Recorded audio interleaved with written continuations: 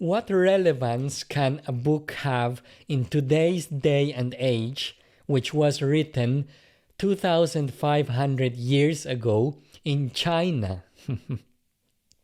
Well, you'll be surprised to hear that there is an awful lot in this little book that we can take with us on our path to become the best version of ourselves. The Way of Chuang Tzu is the name of the book, and it is a collection of stories and poems attributed to the great philosopher sage by the name of Chuang Tzu. And in this episode, we're going to analyze one of those poems from the perspective of your own personal and spiritual growth.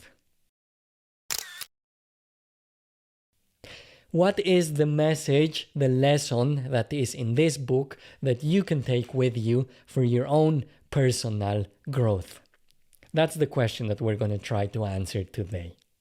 And stay till the very end, because I'll tell you more about the story of Kui, the one-legged dragon, and what lesson it has to teach us. Let's do this.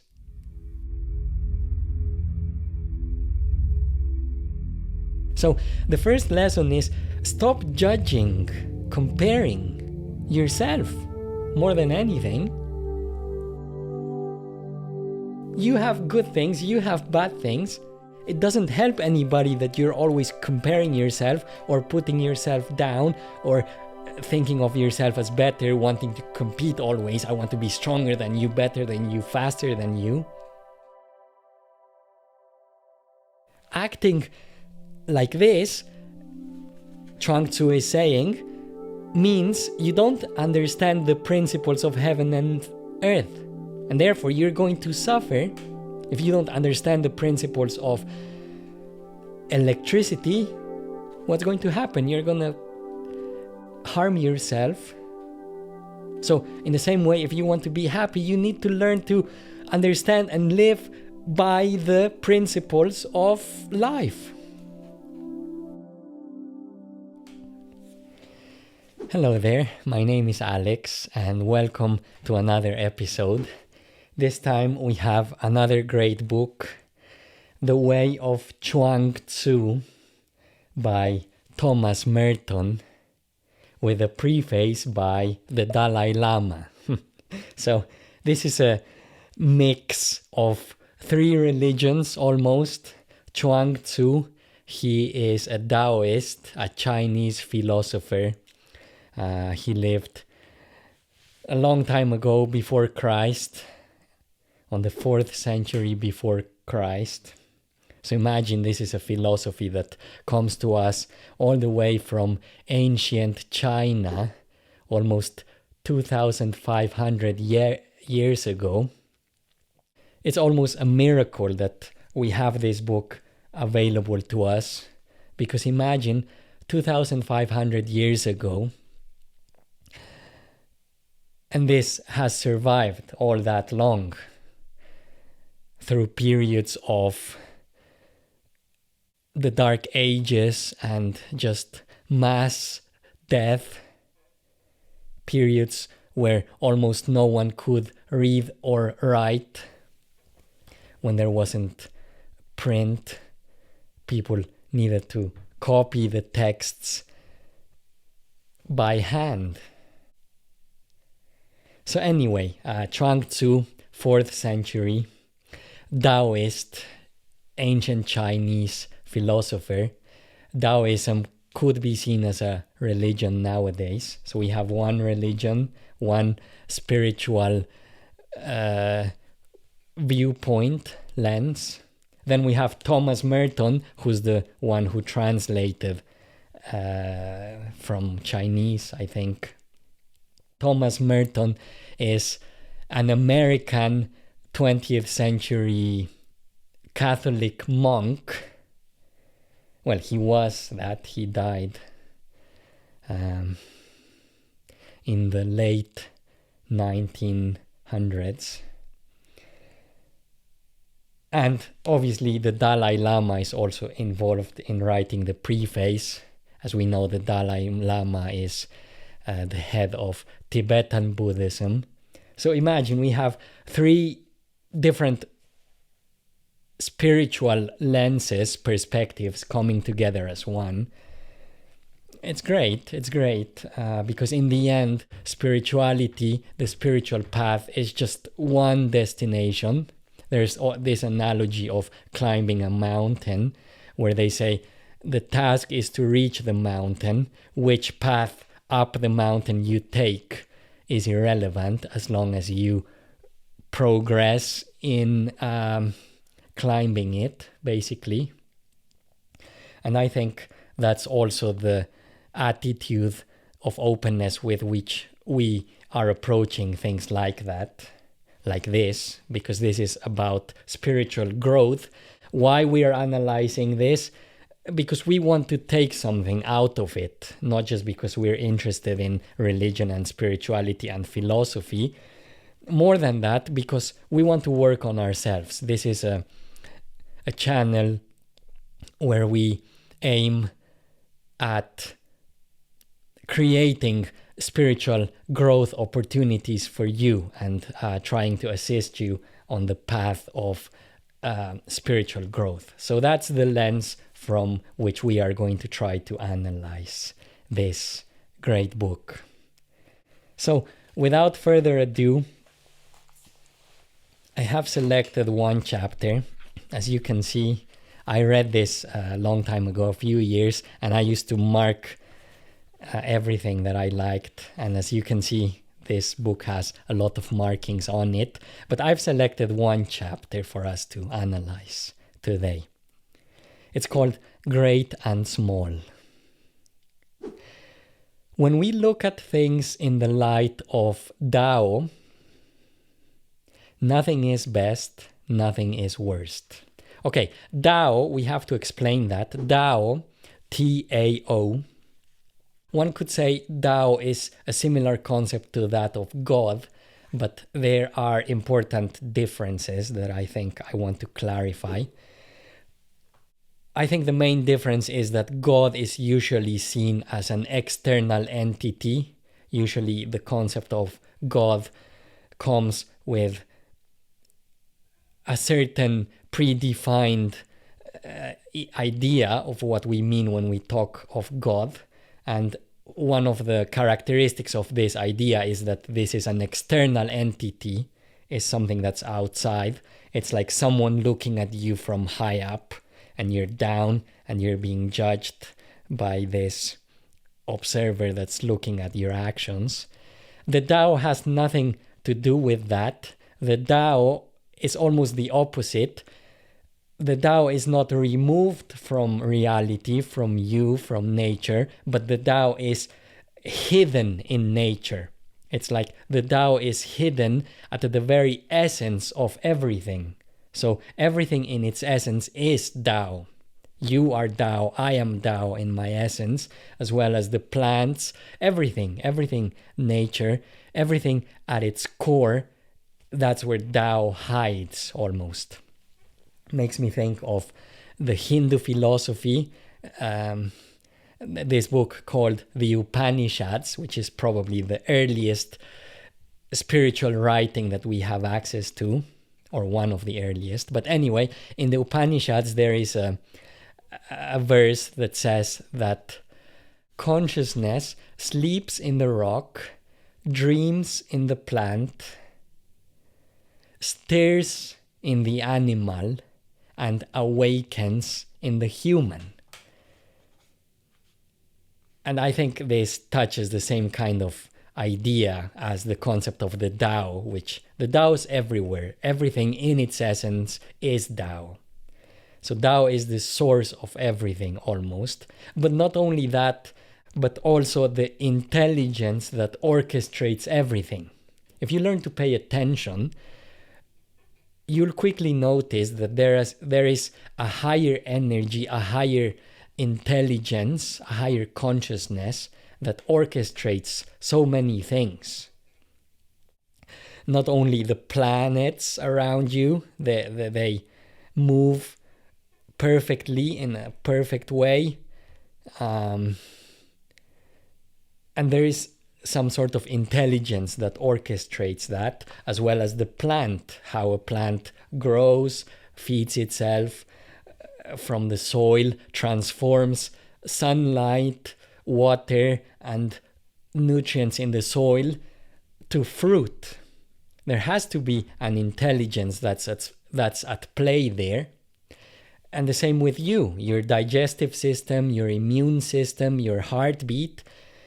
Everything is orchestrated by an intelligence that the human mind can never possibly replicate. All the technology that we have these days is very far away from having a tiny bit of understanding of the intelligence that orchestrates so many processes in our organism. If you talk to a doctor, a very, one of the best doctors out there, one of the doctors that probably has the better understanding of the human physiology, I'm sure they will tell you what we know about the human being is not much. We know that we don't know so much more than what we actually know. And this is this intelligence that the concept of the Tao also encapsulates. There is an intelligence that orchestrates everything perfectly.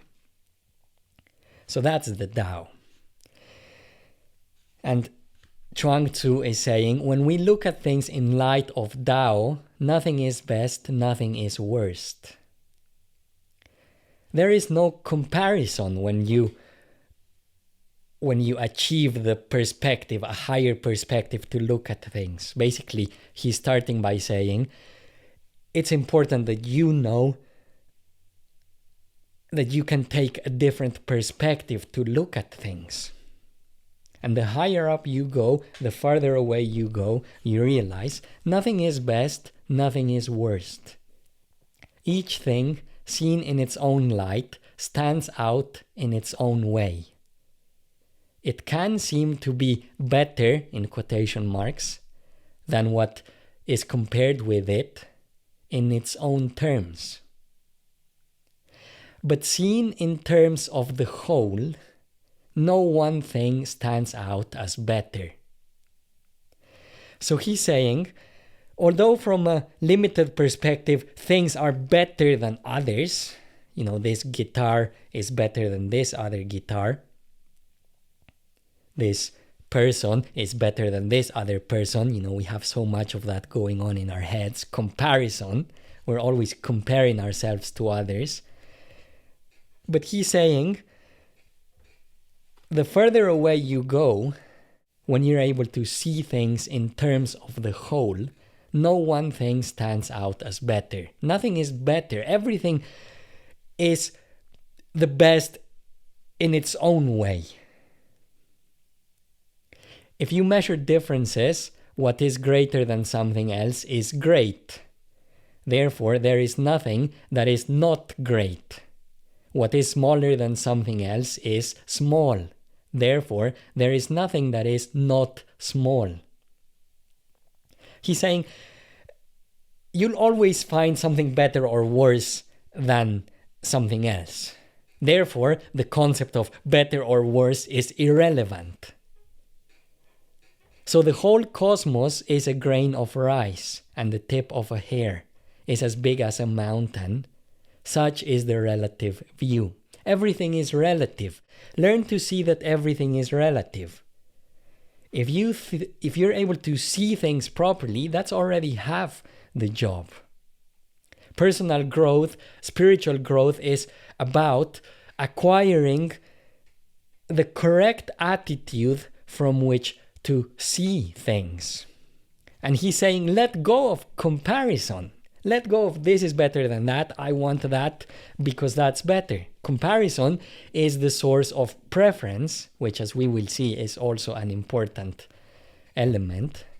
Letting go of your preferences and start to live life with less judgment, less comparison, including yourself. Stop comparing yourself too much to others. Of course, this is a basic egoic mechanism that we all have in our minds. We're always comparing ourselves. I want to be better than him, smarter than him, stronger than him. You can break down walls with battering rams, but you cannot stop holes with them. All things have different uses. Fine horses can travel 100 miles a day, but they cannot catch mice, like terriers or weasels. All creatures have gifts of their own. The white-horned owl can catch fleas at midnight and distinguish the tip of a hair. But in bright day it stares helpless and cannot even see a mountain. All things have varying capacities. So the first lesson is stop judging, comparing yourself more than anything. You have good things, you have bad things.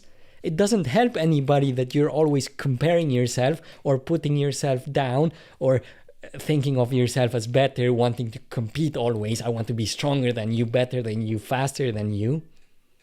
Or more famous, or more intellectual, intelligent. Let go of that. Let go of the entity, the ego that your mind is always trying to protect. Comparison is all about protecting yourself, your ego. You want to protect yourself and feel better than others. You cannot do that, and you will be much better off if you stop protecting this weak entity that you have created in your mind. And when you do that, then you have access to a much deeper sense of identity, of who you are, that you don't need to protect. It doesn't need protection. And he goes on. Consequently, he who wants to have right without wrong, order without disorder, does not understand the principles of heaven and earth. So he's saying the correct understanding, we said spirituality is all about having the correct understanding of things. And he's saying the correct understanding starts with the principles that there is no right without left. There is no order without disorder. There is no positive without negative.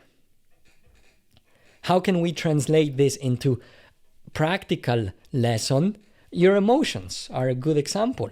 We all want just positive emotions, happiness, joy, fulfillment, all of those things. We only want those things. Good experiences, elation, holidays, weekends. And we don't want the other side of it. The sadness, the anger, the pain. We don't want that. And we want only this, only this. But let me tell you, you can't have this without this.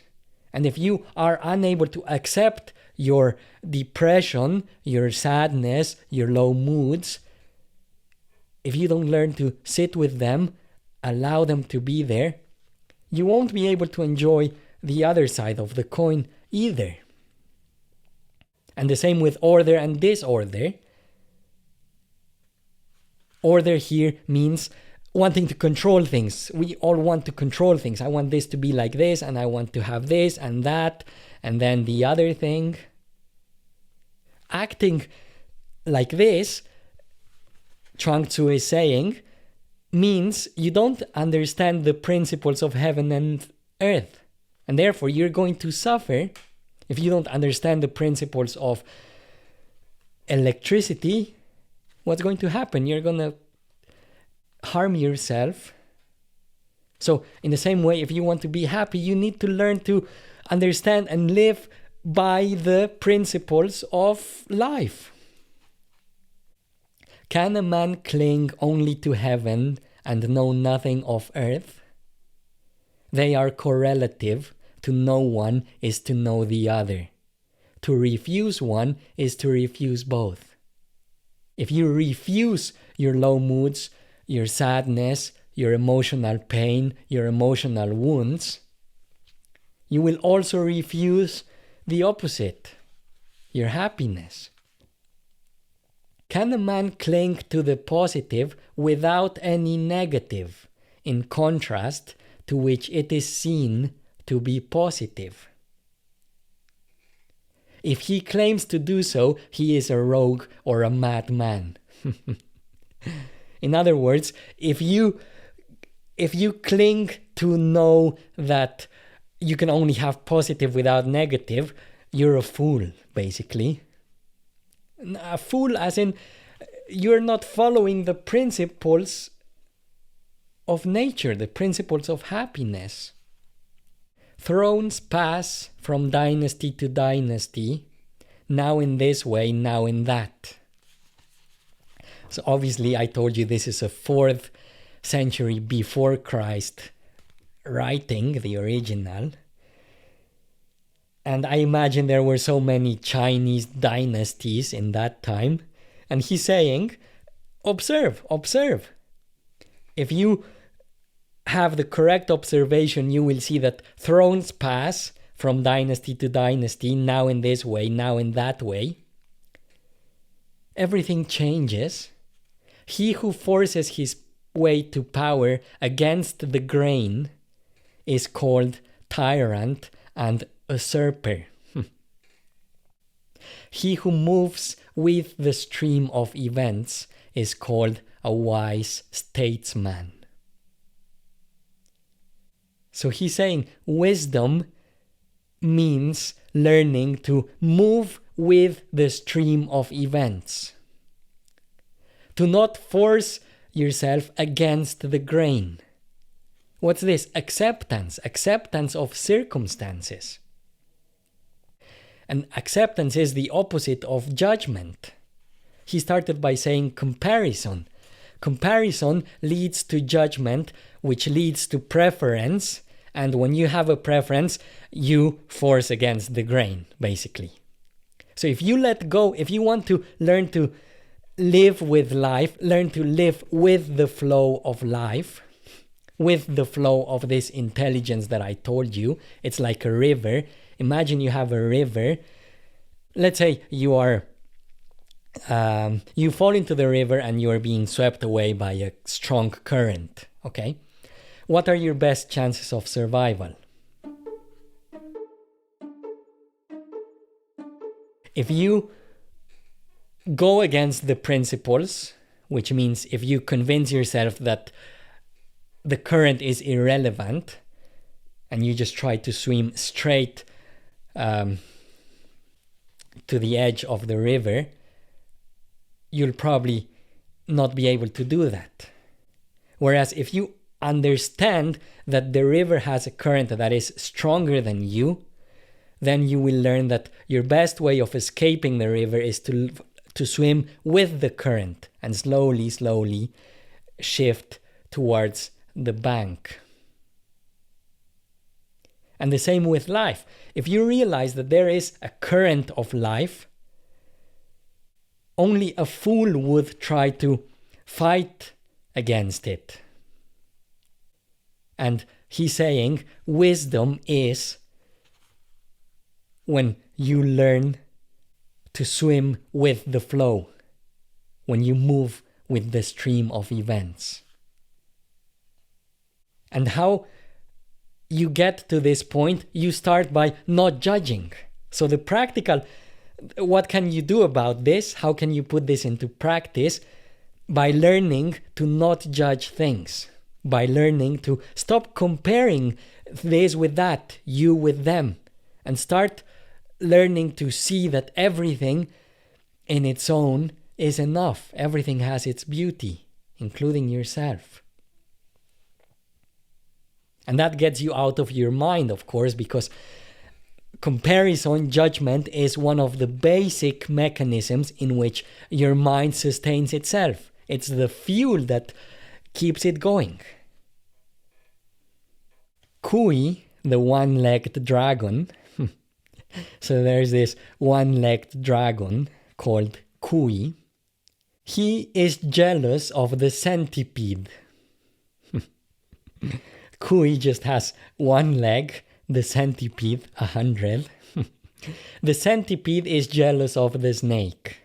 The snake is jealous of the wind. The wind is jealous of the eye. The eye is jealous of the mind. There's always going to be something better, someone better than you. So if you live in this prison of comparison, you'll never be enough. You'll never feel enough. Because there's always something to be jealous of. The one who can't walk is jealous of the one who can walk. And then he in turn is jealous of the one who can run. And then he in turn is jealous of the one who has a bike. And then he in turn is jealous of the one who has a car. And then the one who has a car is jealous of the one who has a bigger car and wants it. And then I want a bigger car. Then I want a fancy car. I'm jealous of the one who has a fancy car. And then the one who has a fancy car is jealous of the one who has a plane. And then he in turn is jealous of the one who has a jet. And then he in turn is jealous of the one who has 2 jets. And then he in turn is jealous of the one who has a rocket. So if you're trapped in comparison, if in trying to measure your worth by comparing yourself to others, you'll never be enough. Kui, the one-legged dragon, said to the centipede, "I manage my one leg with difficulty. How can you manage 100? The centipede replied, "I do not manage them."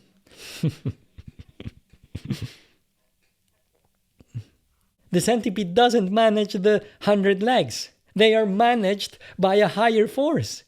The centipede doesn't think about, I need to put this foot here and then this one here, and no. Kui has only one leg and he's struggling, but the centipede just allows it to happen. They land all over the place like drops of spit, is what the centipede replies. So what lesson is here for us to learn? That of non-interference. Letting go is another way of putting it. Letting life be. Allow life to unfold in whichever way it has to unfold. Stop trying to control events. Learn to be more present for life rather than just on your mind trying to control it. That's the teaching. Spiritual growth is all about learning to let go of your desire to control things. And therefore, to start learning to live in a way, in an attitude where you don't resist things happening around you and inside of you. You develop the ear of curiosity that instead of judging things, allows things to happen. And even if something is happening that my mind says, I don't want this to happen, this is the worst that could possibly happen. If you swap that mind with the ear of curiosity that accepts things and is curious about things, that's when you find your power to deal with things. Not in judging, not in trying to control everything, but actually learning to step back and allow things to happen and learn to listen to the things that are happening around you, and then you respond. If you can learn to live like that, then you are living with the Tao, with the power of life sustaining your actions. And then the same energy, the same intelligence that we started with, that we said orchestrates so many things around you and in you, when you step away, so to speak, and allow that an intelligence to assist you, to guide your actions, that's when you become a wise person. Reminds me of a quote that is in the Tao Te Ching, who's almost the predecessor of this book, which I'm sure we'll also analyze in depth at some point. But there is one line in there that I want to finish with. It says, "The master allows things to happen. She shapes events as they come. She steps aside and lets the Tao speak for itself." How can you do this? How can you step aside and let life speak for itself? You start by dropping your egoic habit of comparison and judgment. So the next time that you can recognize yourself judging others, judging yourself, comparing yourself to others, thinking of yourself as better than others or worse than others, snap out of it. Learn to return to the present moment whenever you recognize an unhealthy thought pattern. Why does he say all of this? Because he's addressing human mind patterns. We all have these patterns of comparison. So if you recognize your own patterns of comparison, it doesn't mean you're failing. It means you're succeeding, because the first step in changing them is to learn to be aware of them. And that's all he's trying to push us towards. Having more awareness of your mind pattern of comparison and learning to let go of it. And when you do that, you become a wise man.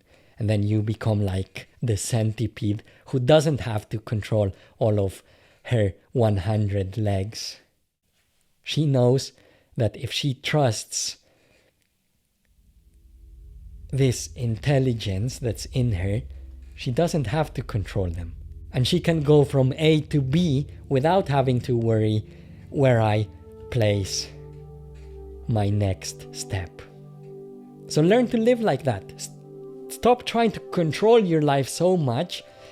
Learn to let go of your plans and start living a more present life. And if you do that, you'll be working towards wisdom, towards spiritual growth in yourself.